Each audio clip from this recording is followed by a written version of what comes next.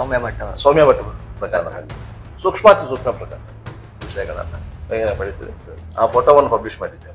ಅಶ್ರಫ್ನ ಫೋಟೋವನ್ನು ನಾವೇ ಬಂದು ಸೌಜನ್ಯ ಪ್ರಕರಣ ಏನಾಯ್ತು ಅಂತ ಹೇಳಿದ್ರೆ, ಘಟನೆ ನಡೆದು ಕೆಲವೇ ದಿನಗಳಲ್ಲಿ ಇದಕ್ಕೊಂದು ಬೇರೆ ಆಯಾಮಗಳು ಬಂತು. ಆರಂಭದಲ್ಲಿ ಪೊಲೀಸರು ಈ ಪ್ರಕರಣವನ್ನು ಸರಿಯಾಗಿ ನಿಭಾಯಿಸಲಿಲ್ಲ ಅಂತ ಹೇಳಿ ಒಂದು ಆರೋಪ ಬಂತು. ಮತ್ತೆ ಮತ್ತೊಂದು ಸಂಶಯ ಏನು ಬಂತು ಅಂತ ಹೇಳಿದ್ರೆ, ರಾತ್ರಿ ಇಡೀ ನಾವು ಹುಡುಕಿದ್ದೇವೆ, ಅಲ್ಲಿ ಡೆಡ್ ಬಾಡಿ ಸಿಕ್ಕಿರ್ಲಿಲ್ಲ. ಮರು ದಿವಸ ಡೆಡ್ ಬಾಡಿ ಸಿಕ್ಕಿಲ್ಲ. ಕಮಿಷನರ್ ಇದ್ರು, BM ಭಟ್ರು ಇದ್ರು, ವಿಷ್ಣುಮೂರ್ತಿ ಅವರಿದ್ರು, ಬೇರೆ ಬೇರೆ ಲೀಡರ್ಗಳಿದ್ರು. ಇದು ಮೈಶೆಟ್ಟಿ ತಿಮ್ಮರೋಡಿಯವರ ಮನೆಯಲ್ಲಿ ಆದಂತ ಮೀಟಿಂಗ್. ಕಮ್ಯುನಿಸ್ಟ್ನವರು ಅದರಲ್ಲಿ ಎಷ್ಟು ಖರ್ಚಾಗಿದೆ, ಎಷ್ಟು ಹಣ ಉಳಿಯಿತು ಅಂತ ಲೆಕ್ಕ ಕೇಳಿದ್ರು. ಅದಕ್ಕೆ ಮೈಶೆಟ್ಟಿ ತಿಮ್ಮರೋಡಿಯವರು ಲೆಕ್ಕ ಕೊಡ್ಲಿಲ್ಲ. ಆ ಸಂದರ್ಭದಲ್ಲಿ 4-6 ಏನು ಡಬ್ಬ ಇಟ್ಟಿದ್ರು ದೊಡ್ಡ, ಅದಕ್ಕೆ ಲಕ್ಷಾಂತರ ರೂಪಾಯಿ ಹಣ ಬಂದಿತ್ತು. ಅದೇ ಅದರ ಲೆಕ್ಕವನ್ನು ಮೈಶೆಟ್ಟಿಯವರು ಯಾರಿಗೂ ಕೊಟ್ಟಿರಲಿಲ್ಲ. ಈ ಸೋಮನಾಥ ನಾಯಕ್ ಮೊದಲು ಧರ್ಮಸ್ಥಳದ ಒಟ್ಟಿಗೆದ್ದು, ಇವತ್ತು ಧರ್ಮಸ್ಥಳ ಗ್ರಾಮಾಭಿವೃದ್ಧಿ ಯೋಜನೆ ಅಂತ ಏನಿದೆ ಅದನ್ನು ಆರಂಭಿಸಬೇಕು ಅಂತ ಹೇಳಿ ಧರ್ಮಸ್ಥಳದ ಹೆಗ್ಗಡೆಯವರು 1982ರಲ್ಲಿ ತೀರ್ಮಾನ ಮಾಡಿದಾಗ ಅವರೊಟ್ಟಿಗೆ ಇದ್ದವರೇ ಈ ಸೋಮನಾಥ ನಾಯಕ್. ಮೈಶೆಟ್ಟಿ ತಿಮ್ಮರೋಡಿ ಆಲ್ರೆಡಿ ಆಗ ರಾಷ್ಟ್ರೀಯ ಹಿಂದೂ ಜಾಗರಣ ವೇದಿಕೆ ಅನ್ನುವಂಥ ಸಂಘಟನೆ, ಅವರು ಹಿಂದೂ ಜಾಗರಣ ವೇದಿಕೆಯ ಬೆಳ್ತಂಗಡಿ ತಾಲೂಕು ಸಂಚಾಲಕರಾಗಿದ್ದರು. 2008ರಲ್ಲಿ ಅವರು ಪಕ್ಷದ ನಿರ್ಧಾರವನ್ನು ಧಿಕ್ಕರಿಸಿ ವಿಧಾನಸಭಾ ಚುನಾವಣೆಗೆ ಸ್ಪರ್ಧೆ ಮಾಡಿದರು ಪಕ್ಷೇತರರಾಗಿ.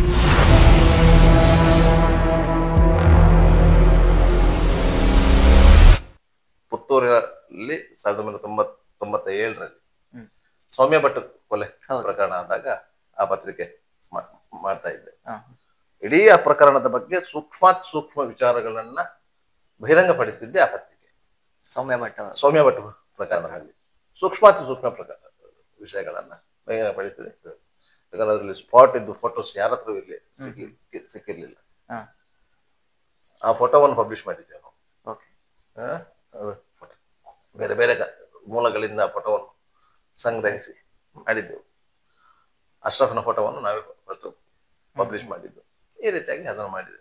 ಅದನ್ನ ನಾವು ಕರಾವಳಿ ಮಾರುತ ಅಂತೇಳಿ ಈಗಲೂ 15 ಪ್ರಕರಣ ಅದು ಈವ್ನಿಂಗ್ ಪತ್ರಿಕೆ ಸ್ಟಾರ್ಟ್ ಮಾಡಿದಾಗ ನಾವು ಅದನ್ನು ಮಾಡಿದೆವು. ಅದರಂತೆ ಕರಾವಳಿ ಮಿತ್ರ ಅಂತ ಒಂದು ಪತ್ರಿಕೆ ಮಾಡಿದ್ದೆವು. ಒಂದು ವಿಜಯ ಕಿರಣಕ್ಕೆ ನಾನು ಸಂಪಾದಕನಾಗಿದ್ದೆ.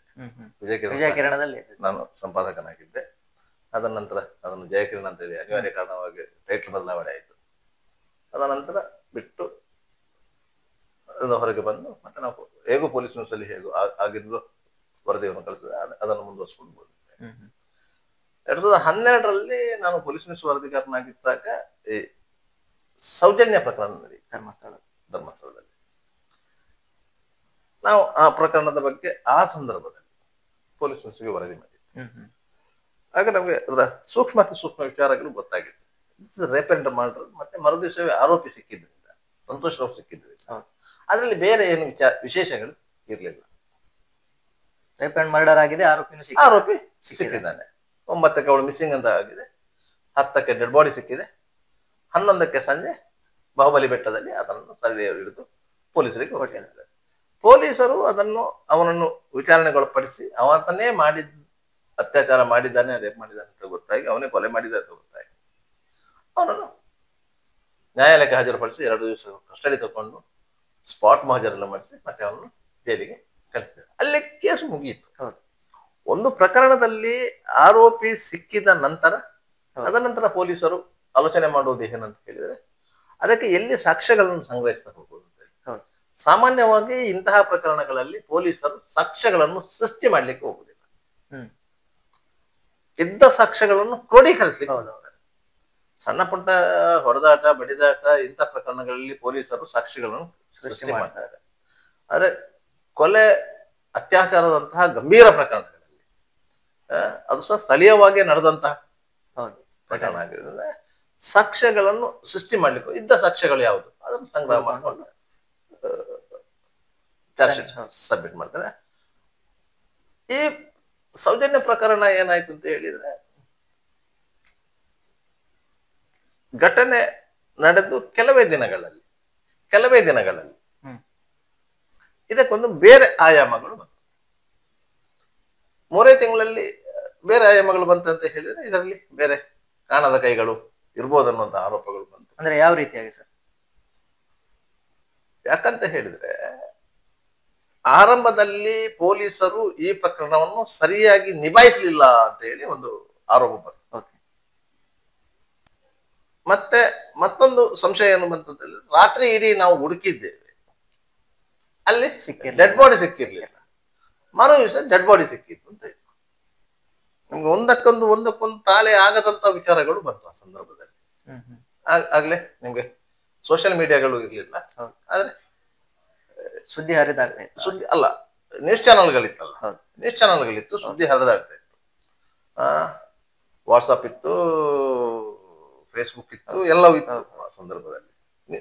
ಈ ಯೂಟ್ಯೂಬ್ ಚಾನಲ್ಗಳು ಇರಲಿಲ್ಲ ಅಷ್ಟೇ, ಬೇರೆ ಎಲ್ಲ ಸೋಷಿಯಲ್ ಮೀಡಿಯಾಗಳು ಇತ್ತು.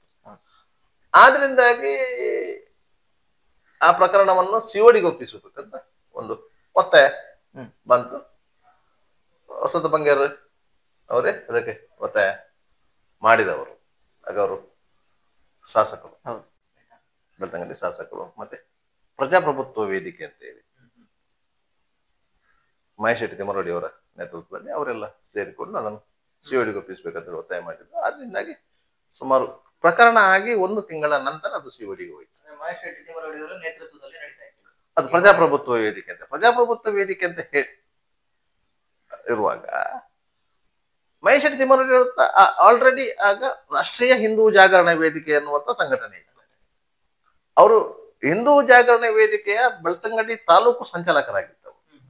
2008ರಲ್ಲಿ ಅವರು ಪಕ್ಷದ ನಿರ್ಧಾರವನ್ನು ಧಿಕ್ಕರಿಸಿ ವಿಧಾನಸಭಾ ಚುನಾವಣೆಗೆ ಸ್ಪರ್ಧೆ ಮಾಡಿದರು ಪಕ್ಷೇತರರಾಗಿ. ಬಿಜೆಪಿಯ ನಿರ್ಧಾರವನ್ನು ಇದು ಮಾಡಿ, ಯಾಕಂದ್ರೆ ಹಿಂದೂ ಜಾಗರಣ ವೇದಿಕೆ ಭಾರತೀಯ ಜನತಾ ಪಕ್ಷದ ಒಂದು ಅಂಗ ಸಂಘಟನೆ. ಆದ್ರಿಂದಾಗಿ ಅದಕ್ಕೆ ಅವರನ್ನ ಪಕ್ಷ ಸಂಘಟನೆಯಿಂದ ಜವಾಬ್ದಾರಿಯಿಂದ ಮುಕ್ತಗೊಳಿಸಲಾಗಿತ್ತು. ಅವರನ್ನು ರಾಷ್ಟ್ರೀಯ ಹಿಂದೂ ಜಾಗರಣ ವೇದಿಕೆ ಅಂತ ಹೇಳಿ ಆ ಸಂದರ್ಭದಲ್ಲಿ ಅವರೊಟ್ಟಿಗೆ ಜಾಗರಣ ವೇದಿಕೆಯಲ್ಲಿ ಇದ್ದಂತ ಕೆಲವು ಯುವಕರನ್ನ ಒಟ್ಟುಗೂಡಿಸಿಕೊಂಡು ಪ್ರಜಾಪ್ರಭುತ್ವ ವೇದಿಕೆ ಅಂತ ಇರ್ಲಿಲ್ಲ, ಹಾಗೆ ರಾಷ್ಟ್ರೀಯ ಹಿಂದೂ ಜಾಗರಣ ವೇದಿಕೆ ಅಂತ ಆಯ್ತಾ. ಅವರು ಏನ್ ಮಾಡಿದ್ರು, ಬೆಳ್ತಂಗಡಿಯಲ್ಲಿ ಎಲ್ಲರೂ ಸೇರಿ ಅದಕ್ಕೊಂದು ನಾವು ಸಭೆ ಮಾಡ್ಬೇಕು, ಪ್ರತಿಭಟನೆ ಮಾಡ್ಬೇಕು ಅಂತ ಆಯ್ತು. ಆಗ ಯಾವ ಬ್ಯಾನರ್ ಅಲ್ಲಿ ಮಾಡುವುದು ಅಂತ ಹೇಳಿ ಅದರಲ್ಲಿ ಕ್ರಿಶ್ಚಿಯನ್ರು ಸೇರಿಕೊಂಡ್ರು, ಮುಸ್ಲಿಮರು ಸೇರಿಕೊಂಡ್ರು, ಹಿಂದೂ ಜಾಗರಣ ವೇದಿಕೆಯವರು ಅವರೆಲ್ಲ ಸೇರಿಕೊಂಡ್ರು, ಬಜರಂಗ ದಳದಲ್ಲಿದ್ದವರು ಸೇರಿಕೊಂಡ್ರು, ಎಲ್ರು. ಯಾಕಂದ್ರೆ ಒಂದು ಊರಿನ ಹೆಣ್ಮಗಳಿಗೆ ಅದ ಅನ್ಯಾಯದ ಬಗ್ಗೆ ಒಂದು ಪ್ರತಿಭಟನೆ ಅಂತ ಹೇಳಿ ಎಲ್ಲರೂ ಸೇರ್ಕೊಂಡ್ರು. ಮಹೇಶ್ ಶೆಟ್ಟಿ ತಿಮ್ಮರೊಡಿ ಅವರ ಮನೆಯಲ್ಲಿ ಮೀಟಿಂಗ್ ಆಯ್ತು.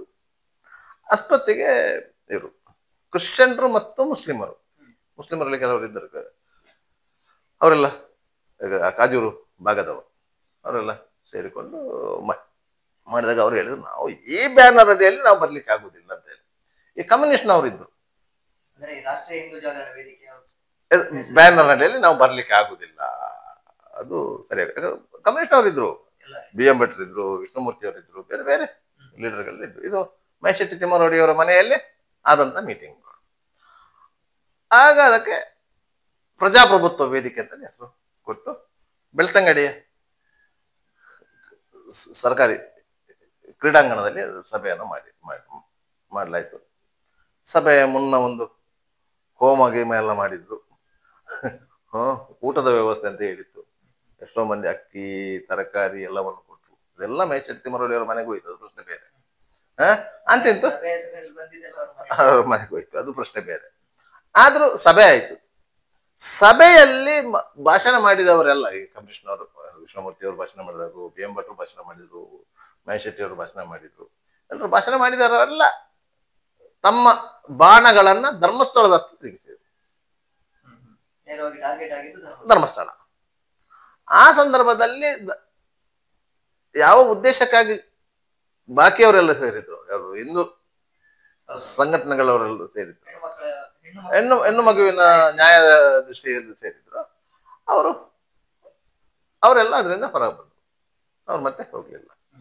ಕಮ್ಯುನಿಸ್ಟ್ನವರು ಅದರಲ್ಲಿ ಎಷ್ಟು ಖರ್ಚಾಗಿದೆ, ಎಷ್ಟು ಹಣ ಉಳಿಯಿತು ಅಂತ ಲೆಕ್ಕ ಕೇಳಿದ್ರು. ಅದಕ್ಕೆ ಮಹೇಶ್ ಶೆಟ್ಟಿ ತಿಮ್ಮರೊಡಿ ಅವರು ಲೆಕ್ಕ ಕೊಡ್ಲಿಲ್ಲ. ಅದರಿಂದ ಅವರು ಹೊರಗೆ ಬಂದರು. ಆ ಸಂದರ್ಭದಲ್ಲಿ 4-6 ಏನು ಡಬ್ಬ ಇಟ್ಟಿದ್ರು, ದೊಡ್ಡ ಕಾಣಿಕೆ ಡಬ್ಬಿ.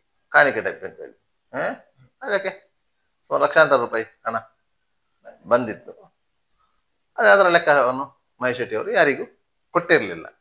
ಆ ವಿಚಾರದಲ್ಲಿ ಕಮ್ಯುನಿಸ್ಟ್ನವರು ಬಹಿರಂಗವಾಗಿ ಒಂದು ಪತ್ರಿಕಾ ಹೇಳಿಕೆ ಕೊಟ್ಟು ಅವರು ಮತ್ತೆ ಆ ಹೋರಾಟದಿಂದ ಹಿಂದೆ ಸರಿದ್ರು. ಅಲ್ಲಿಗೆ ಅವರು ಎಲ್ಲಿ ಸಣ್ಣ ಸಣ್ಣ ಸಭೆಗಳನ್ನು ಮಾಡಲಿಕ್ಕೆ ಹೊರಟರು. ಅಷ್ಟೊತ್ತಿಗೆ ಅದಕ್ಕೆ ನಾಗರಿಕ ಸೇವಾ ಟ್ರಸ್ಟ್ನ ಸೋಮನಾಥ ನಾಯ್ಕ್, ರಂಜನ್ ರವಿಯವರು, ವಿದ್ಯಾನಾಯ್ಕ್ ಇವರೆಲ್ಲ ಸೇರಿಕೊಂಡ್ರು. ಇವರೆಲ್ಲ ಸೇರಿಕೊಂಡಾಗ ಅದೊಂದು ಸಣ್ಣ ಸಣ್ಣ ಅಲ್ಲಿ ಊರಲ್ಲಿ ಸಣ್ಣ ಸಣ್ಣ ಸಭೆ ಮಾಡಿದಾಗ ಮತ್ತೆ ಲಾಸ್ಟಿಗೆ ಸ್ಥಳೀಯರೆಲ್ಲ ಸೇರಿ ಇದರ ವಿರುದ್ಧವಾಗಿ ಗುರುವೇನಕೆರೆಯಲ್ಲೇ ಬರೀ ದೊಡ್ಡ ಒಂದು ಪ್ರತಿಭಟನೆಯನ್ನು ಮಾಡಿದರು. ಅದ ನಂತರ ಹೋರಾಟಗಳು ಅಲ್ಲಿಗೆ ಅಂದ್ರೆ ಮಹೇಶ್ ತಿಮ್ಮರೋಡಿ ಅವರ ನೇತೃತ್ವದಲ್ಲಿ ಏನು ಸಭೆ ನಡೀತಾ ಇದೆ, ಅದರ ವಿರುದ್ಧ ಊರವರು ಎಲ್ಲ ಸೇರಿಕೊಂಡು ಗುರುವೇನಕೆರೆಯಲ್ಲಿ ಒಂದು ದೊಡ್ಡ ಸಭೆ ಮಾಡಿದ್ರು. ಯಾಕಂದ್ರೆ ಈ ಎಲ್ಲ ಸಭೆಗಳಿಗೆ ಮೂಲ ಕಾರಣ ಸೋಮನಾಥ ನಾಯ್ಕ್ ಅಂತ ಹೇಳಿ. ಈ ಸೋಮನಾಥ ನಾಯ್ಕ್ ಮೊದಲು ಧರ್ಮಸ್ಥಳದ ಒಟ್ಟಿಗೆದ್ದವರು. ಇವತ್ತು ಧರ್ಮಸ್ಥಳ ಗ್ರಾಮಾಭಿವೃದ್ಧಿ ಯೋಜನೆ ಅಂತ ಏನು ಇದೆ ಅದನ್ನು ಆರಂಭಿಸಬೇಕು ಅಂತ ಹೇಳಿ ಧರ್ಮಸ್ಥಳದ ಹೆಗ್ಗಡೆಯವರು 1982ರಲ್ಲಿ ತೀರ್ಮಾನ ಮಾಡಿದಾಗ ಅವರೊಟ್ಟಿಗಿದ್ದವರೇ ಈ ಸೋಮನಾಥ ನಾಯ್ಕ್. ಅವರ ಹೆಂಡತಿ ವಿದ್ಯಾನಾಯ್ಕ್ ಆ ಸಂಸ್ಥೆಯಲ್ಲಿ ಮ್ಯಾನೇಜರ್ ಏನಾಗಿದ್ದವರು, ಮ್ಯಾನೇಜರ್ ಆಗಿದ್ದವರು. ಆಗ ನಬಾರ್ಡ್ನಿಂದ ಸಾಲ ತಂದು 4%ಗೆ ಸಾಲ ತಂದು ಅದನ್ನು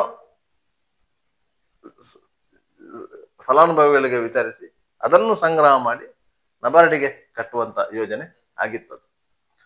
ಧರ್ಮಸ್ಥಳದಿಂದ ಆ ತಾಲೂಕಿನ ಪ್ರತಿ ಮನೆಗಳಿಗೆ, ಮೂಲೆಯುಲ್ಲಿನ ಮನೆಗಳಿಗೆ ಹಂಚಿಕೊಡುವಂಥದ್ದು, ಪಕ್ಕಾಸು ಕೊಡುವಂಥದ್ದು, ಜಾಗ ಇದ್ದವರಿಗೆ ತೆಂಗಿನ ಸಸಿಗಳನ್ನು ಕೊಡುವಂಥದ್ದು, ಮತ್ತೆ ಪಾತ್ರೆಗಳನ್ನು ಕೊಡುವಂತ ಈ ಎಲ್ಲ ಕಾರ್ಯಕ್ರಮಗಳು ಧರ್ಮಸ್ಥಳ ಕ್ಷೇತ್ರದಿಂದ ಆಗ್ತಾ ಇತ್ತು. ಅದರಿಂದಾಗಿ ಗ್ರಾಮಾಭಿವೃದ್ಧಿ ಯೋಜನೆ ಕೇವಲ ಬೆಳ್ತಂಗಡಿ ತಾಲೂಕಿಗೆ ಅಂತ ಹೇಳಿ ಮಾಡಿದ್ದದು. ಅದ ನಂತರ ಈಗ ಅದು ರಾಜ್ಯಾದ್ಯಂತ ವಿಸ್ತಾರ ಆಗಿದೆ. ಮೊದಲು ಸುರಿಗೆ ಅದಕ್ಕೆ ಹಣಕಾಸಿನ ನೆರವು ಒದಗಿಸಿದ್ದು ನಬಾರ್ಡ್. ಮತ್ತೆ ಆ ನಬಾರ್ಡಿಗೆ ಇಷ್ಟ ಅಂತ ಹೇಳಿ ಲಿಮಿಟೇಷನ್ ಇದೆ, ಅದಕ್ಕೆ ಜಾಸ್ತಿ ಹಣ ಕೊಡ್ಲಿಕ್ಕೆ ಬರುದಿಲ್ಲ. ಅದಕ್ಕಾಗಿ ಅದನ್ನು ರಾಷ್ಟ್ರೀಕೃತ ಬ್ಯಾಂಕ್ಗಳೊಂದಿಗೆ ಮಾತುಕತೆ ಮಾಡಿ ಅದನ್ನು ರಾಜ್ಯ ಮಟ್ಟಕ್ಕೆ ವಿಸ್ತರಿಸಿದೆ. ಆ ಯೋಜನೆಯಲ್ಲಿ ಸೋಮನಾಥ ನಾಯ್ಕರ ಹೆಂಡತಿ ಎಲ್ಲರೂ ಇದ್ದವರೇ. ಅಲ್ಲಿ ಅವರು ಮೋಸ ಮಾಡಿದ್ರು ಅಂತ ಅನ್ನೋ ಕಾರಣಕ್ಕಾಗಿ ಅವರನ್ನು ಅಲ್ಲಿಂದ ಹೊರಗಿಟ್ರು. ಅವರು ಇದಕ್ಕೆ ಈ ಹೋರಾಟಕ್ಕೆ ಸೇರಿಕೊಂಡ್ರು.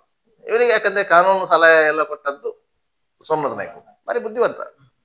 ಅವರಿಗೆ ಕೆಲವು NGOಗಳು, ನಾನ್ ಗೆಜೆಟೆಡ್ ಆರ್ಗನೈಸೇಷನ್, ಯಾವುದು ನಾಗರಿಕ ಸೇವಾ ಟ್ರಸ್ಟ್ ಸಹ ನಾನ್ ಗೆಜೆಟೆಡ್ ಆರ್ಗನೈಸೇಷನ್ಸ್, ಅವ್ರದ್ದೆಲ್ಲ ಸಂಪರ್ಕಗಳಿತ್ತು. ಆ ಸಂಪರ್ಕಗಳನ್ನು ಬಳಸಿಕೊಂಡು ಇಲ್ಲಿ ಒಂದು ಅಮಾಯಕ ಹೆಣ್ಣನ್ನು ಧರ್ಮಸ್ಥಳದವರು ಈ ರೀತಿಯಾಗಿ ಮಾಡಿದ್ದಾರೆ, ಅದನ್ನು ಮುಚ್ಚಾಗ್ಲಿಕ್ಕೆ ಪ್ರಯತ್ನ ಮಾಡಿದ್ರೆ ನಾವು ಅದನ್ನು ಹೋರಾಟ ಮಾಡ್ತೇವೆ, ಅದನ್ನು ವಿಶ್ವವ್ಯಾಪಿಯಾಗಿ NGOಗಳ ಮೂಲಕ ಪ್ರದರ್ಶಿಸಿ ಅಲ್ಲಿಂದ ಹಣ ಸಂಗ್ರಹ ಮಾಡುವಂತ ವ್ಯವಸ್ಥಿತವಾದ ಒಂದು ಯೋಜನೆ ತಯಾರಾಯಿತು. ಅದು ವ್ಯವಸ್ಥಿತವಾಗಿ ಆಯ್ತು. ಟಿವಿ ವಿಕ್ರಮ, ದೇಶ ನಿಮ್ಮ ಕೈಯಲ್ಲಿ. ಈ ಕಾರ್ಯಕ್ರಮ ನಿಮಗೆ ಇಷ್ಟ ಆಗಿದ್ದಲ್ಲಿ ಲೈಕ್, ಶೇರ್ ಹಾಗೂ ಕಮೆಂಟ್ ಮಾಡಿ. ಟಿವಿ ವಿಕ್ರಮದ ಕಾರ್ಯಕ್ರಮಗಳನ್ನು ನಿರಂತರವಾಗಿ ವೀಕ್ಷಿಸಲು ಸಬ್ಸ್ಕ್ರೈಬ್ ಮಾಡಿ, ಬೆಲ್ ಐಕನ್ ಒತ್ತಿ.